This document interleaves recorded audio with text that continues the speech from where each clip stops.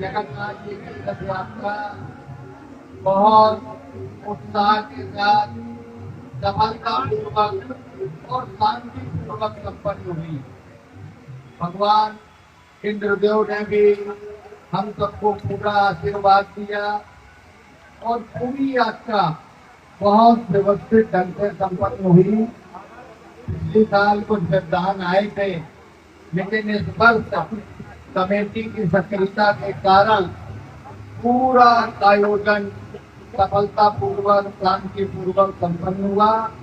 इसके लिए श्री जगन्नाथ जी की शोभा यात्रा प्रथम दिवस की पूरी इनकी कमेटी और विशेष रूप से विवेक जी, दीप जी, निशांत जी, ये सब लोग बधाई के पात्र हैं।